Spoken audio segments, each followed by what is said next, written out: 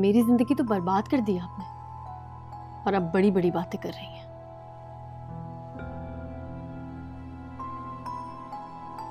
अब देखो, सास बहू में नोक झोंक तो हर घर में हो ही जाती है ना। तुम उसकी सजा मेरे बेटे को क्यों दे रही हो? कितना चाहता है वो तुम्हें, तुम्हारे बगैर रह नहीं सकता। और अब मैं उसके साथ ही रह सकती। भाई साहब, आप ही समझाए ना इसे। मेरी तो ये बात ही नहीं सुन रही, रिश्ता खत्म करने पर तुली बैठी। रिश्ता मैंने नहीं, आपके बेटे ने खत्म किया है। पर वो तो इनकार कर रहा है। झूठ बोल रहा है। तुम्हारे पास अपनी सच्चाई का कोई सबूत है? ज़ायरा झूठ नहीं बोल रही भाई साहब। तुम्हें कैसे पता?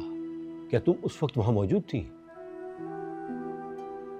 देखो, साद ने अपनी सच्चाई साबित कर दी है, अब तुम साबित करो अपनी सच्चाई।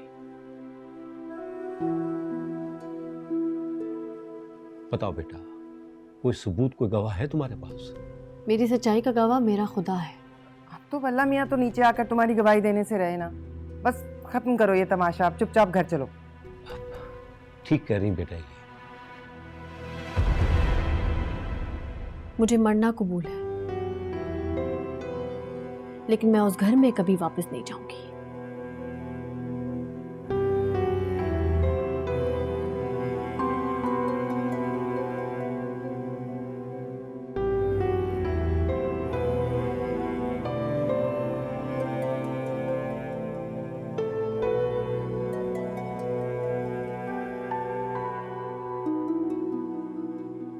तुम इतनी बेवकूफ होगी ये मैंने कभी सोचा भी नहीं था। सुहेल कोई छोटा बच्चा नहीं है जो मैं उसको उसकी माँ के खिलाफ कुछ भी कहूंगी तो वो मान जाएगा। शादीशुदा हो के भी आप अपने मैके में बैठी हुई हैं। इसे आप आबाद होना कहती हैं। अपने शक की आग में ना सिर्फ तुमने अपनी जिंदगी बर्बाद की, बल्कि तुमने ज़ायरा भाभी की भी जिंदगी बर्बाद कर दी। लेकिन तुम्हें अंदाजा भी नहीं है कि तुमने किया क्या है।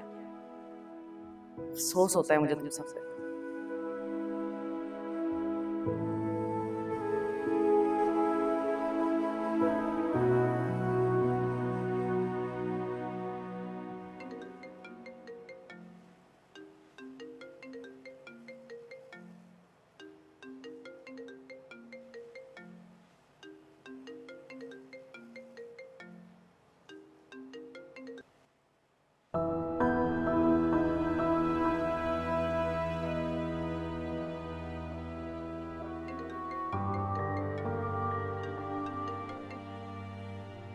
क्या मसला मेरा?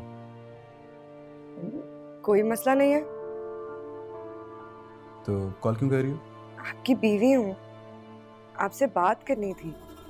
कब से फोन कर रही हूँ, आप उठा ही नहीं रहे। अगर कोई मसला है तो। मेरा फिलहाल तो मेरा मसला तुम ही हो। मैं मानती हूँ मुझसे गलती हो गई फहद, मगर ऐसा। मेरा गलती नहीं हुई। जो तुमने किया है ना वो गुनाह है, ठीक है? बहुत बड़ा गुनाह। तुम हंसते बसते घर को उजाड़ने की वजह बनी हो मेरा। क्या बिगाड़ा था ज़ायरा भाभी ने तुम्हारा? और ज़ायरा भाभी को छोड़ो, मैंने तुम्हारा क्या बिगाड़ा था? ये इज्जत है मेरी तुम्हारी नजरों में। मेरा घिन आती है मुझे ये सोचते हुए भी कि तुम जैसी औरत मेरी बीवी है। तुम्हारा मुझे आज के बाद कॉल ना करना। मैं तुमसे कोई ताल्लुक नहीं रखना चाहता।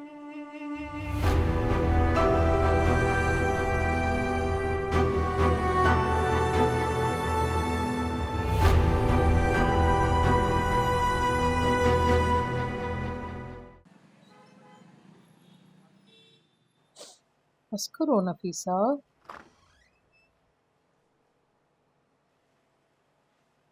ज़ायरा भाभी कहाँ है? ज़ायरा भाभी, मायरा, ज़ायरा भाभी, ज़ायरा भाभी को बुलाएं। आराम से बैठकर तमीज से बात करो। मैं यहाँ बैठ के बात करने नहीं आई हूँ, क्यों आई हो तुम यहाँ? आपका दिमाग दुरुस्त करने आई हूँ। इस तरह बात नहीं कर सकती तुम मुझसे। ना मैं तुम्हारे घर में हूँ, ना ही तुम्हारी भाभी जो तुम्हारी बदतमीजियां बर्दाश्त करूंगी। मैं तुम्हारा लिहाज नहीं करूंगी मायरा। अरे लिहाज तो आप सारा उसी दिन भूल गई थी जिस दिन आपने मेरे शौहर पे बुरी नजर डाली। मायरा, बंद करो अपनी बकवास। बहुत दफा सुन चुकी हूँ बकवास में, अब एक बार भी और नहीं। ये क्या हो रहा है? मायरा क्यों शोर मचा रही है? मैं बताती हूँ आपको। मैं इनकी नंद भी हूँ और इनकी कजिन भी, मगर इन्होंने किसी रिश्ते का कोई पास नहीं रखा। अगर तुम आराम से बैठकर बात कर सकती हो तो ठीक है, वरना दफा हो जाओ यहाँ से। मेरे भाई को तो पागल बना ही दिया है, मेरे शौहर को भी दीवाना कर दिया है। उसने मुझसे हर ताल्लुक खत्म करके मुझे घर से निकाल दिया है इनकी वजह से। ज़ायरा, ये क्या तमाशा हो रहा है? झूठ बोल रहे हैं ये लोग। तय कर लिया ना इन्होंने, कि अब मुझे चैन से जीने देंगे ही नहीं। ये चैन तो आपने हमारा बर्बाद कर दिया है, वरना क्यों साद भाई से तलाक लेने पे बजिद हैं आप? क्यों नहीं छोड़ देती उनकी जान? इसलिए ना, ताकि आप फहद के साथ रिश्ता जोड़ दें और अपना पुराना रिश्ता खत्म कर लें, है ना? यही वजह है ना? मैं तुम्हारी किसी भी सवाल का जवाब देने की पाबंद नहीं हूँ। समझ क्या लिया है मुझे? जिसने चाहा जलील कर दिया, बख्श दो मुझे, जाओ यहाँ से। मैं जा रही हूँ, मगर याद रखिएगा, जो कुछ आप करेंगे वो ठीक नहीं है। मैं छोड़ूंगी नहीं आप लोगों को। घर उजाड़ दिया आप लोगों ने मेरा।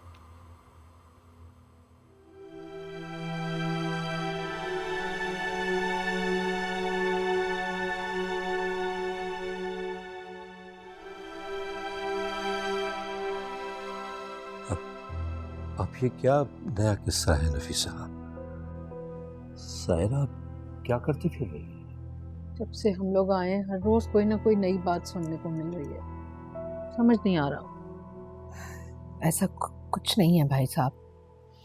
शबीर जब हॉस्पिटल में थे तो मायरा के शौहर फहद ने हमारी बहुत हेल्प की, ख्याल रखा, बस इतनी सी बात है। हाँ, लेकिन मायरा जो इतना शोर मचा कर गई है, उसके शौहर और जायरा के ताल्लुक के बारे में वो झूठ कह रही थी। वो बस करो नफीसा, साथ झूठा, साथ के घर वाले झूठे, सारी दुनिया झूठी। सच्ची है तो तुम्हारी बेटी। वो झूठ नहीं कह रही भाई साहब, मेरी बेटी झूठी नहीं है। देखो नफीसा, इस मसले का एक ही हल है कि जायरा को उसके घर भेज दिया जाए किसी भी तरह। इसी तरह दुनिया वालों की जबानें बंद होंगी,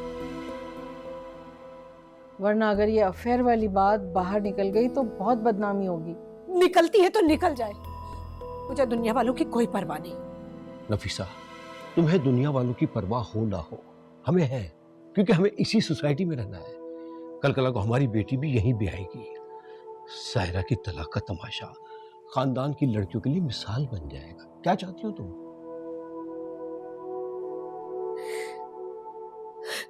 भाई साहब, मैं कुछ नहीं चाहती, मुझे बस अकेला छोड़ दे। हम लोग जाए यहाँ से, मुझे अकेला छोड़ दे। मैं जायरा को समझाती हूँ।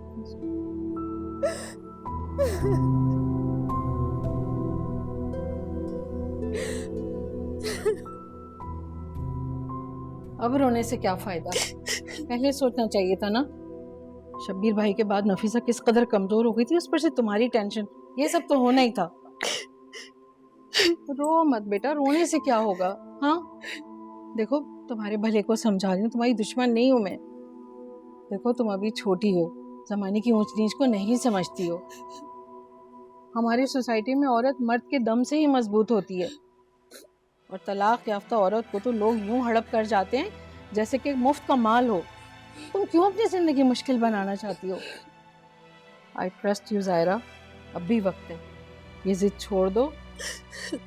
खुदा ना खास्ता नफीसा को कुछ हो गया तुम्हारी वजह से, तो क्या तुम अपने आप को माफ कर सकोगी? हाँ? मत रो, मत रो।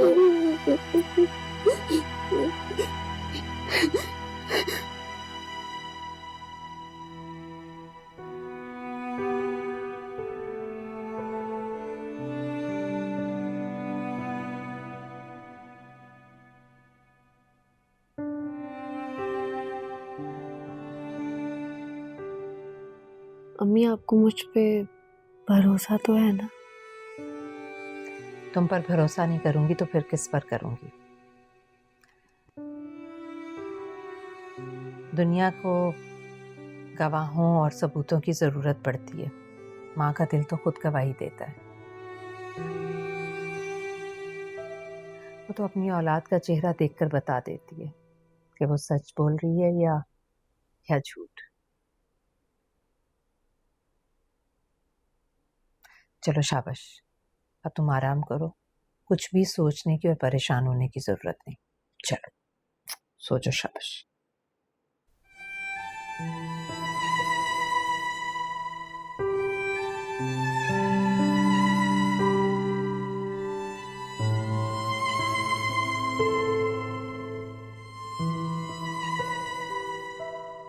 अब भी वक्त है, ये जिद छोड़ दो। खुदा ना खास्ता नफीसा को कुछ हो गया तुम्हारी वजह से, तो क्या तुम अपने आप को माफ कर सकोगी? ये कैसी आजमाइश है अल्लाह? तलाक मुझे हुई है, जुल्म भी मेरे साथ ही हुआ है और इसका सबूत भी मैं ही दूं। मैं कहाँ जाऊं, क्या करूं, कैसे अपनी सच्चाई साबित करूंगी मैं, मुझे नहीं पता। या अल्लाह मुझे रास्ता दिखा, बस अब तू ही मुझे रास्ता